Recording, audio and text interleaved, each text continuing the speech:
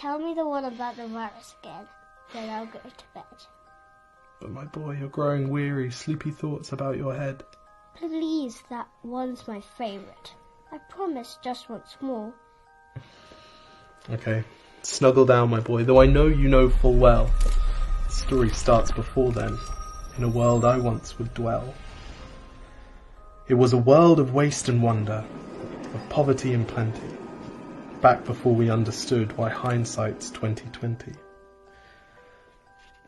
You see, the people came up with companies to trade across all lands, but they swelled and got much bigger than we ever could have planned. We'd always had our wants, but now it got so quick. You could have anything you dreamed of in a day, and with a click. We noticed families had stopped talking.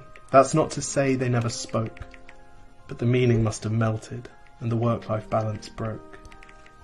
And the children's eyes grew squarer, and every toddler had a phone.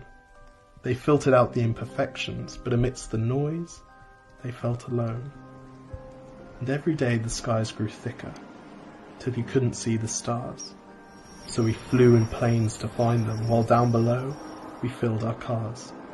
We'd drive around all day in circles. We'd forgotten how to run. We swapped the grass for tarmac, shrunk the parks till there were none.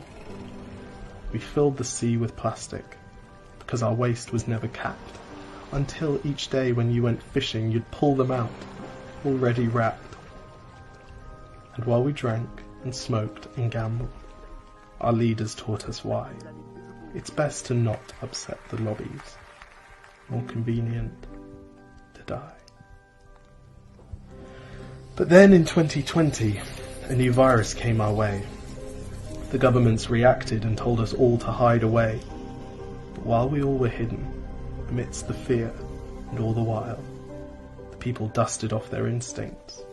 They remembered how to smile. They started clapping to say thank you and calling up their mums. And while the car keys gathered dust, they would look forward to their runs.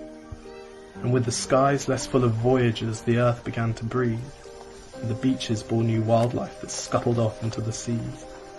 Some people started dancing, some were singing, some were baking.